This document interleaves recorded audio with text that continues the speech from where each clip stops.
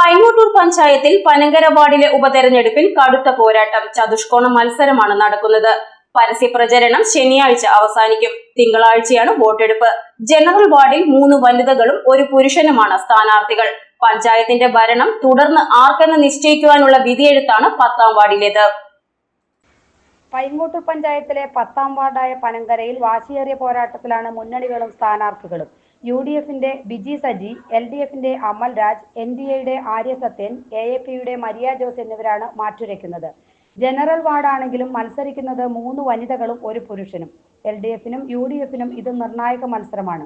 വാർഡിലെ വിജയത്തോടൊപ്പം പഞ്ചായത്ത് ഭരണവും കൈപ്പിടിയിലാകുമെന്നതാണ് ഇവരുടെ നേട്ടം. ഒരംഗം അയോഗ്യനാക്കപ്പെട്ടതിനാൽ 13 അംഗ ഭരണസമിതിയിൽ ഇപ്പോൾ 12 പേരാണുള്ളത്. LDF ആണ് ഇപ്പോൾ ഭരിക്കുന്നതെങ്കിലും 2 മുന്നണികളുടെയും അംഗബലം തുല്യമാണ്. 6 വീതം അംഗങ്ങളാണ് 2 മുന്നണികൾക്കുമുള്ളത്. പനങ്കരയിൽ വിജയിച്ചാൽ LDFന് ഭരണം തുടരാം. UDFനാണ് വിജയമെങ്കിൽ ഒരംഗത്തിന്റെ കൂറുമാറ്റത്തിലൂടെ നഷ്ടപ്പെട്ട ഭരണം തിരിച്ചുപിടിക്കാൻ കഴിയും.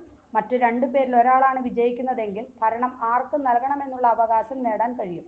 ഈ ഭരണസമിതിയുടെ ആരംഭത്തിൽ സ്വതന്ത്ര അംഗത്തിന്റെ പിന്തുണയോടെ UDF ആണ് ഭരിച്ചിരുന്നത്. 10ാം വാർഡ് അംഗമായിരുന്ന UDFലെ നിസാർ മുഹമ്മദ് വൈസ് പ്രസിഡന്റ് ആയിരിക്കെ കൂറുമാറി LDFന് പിന്തുണ നൽകി.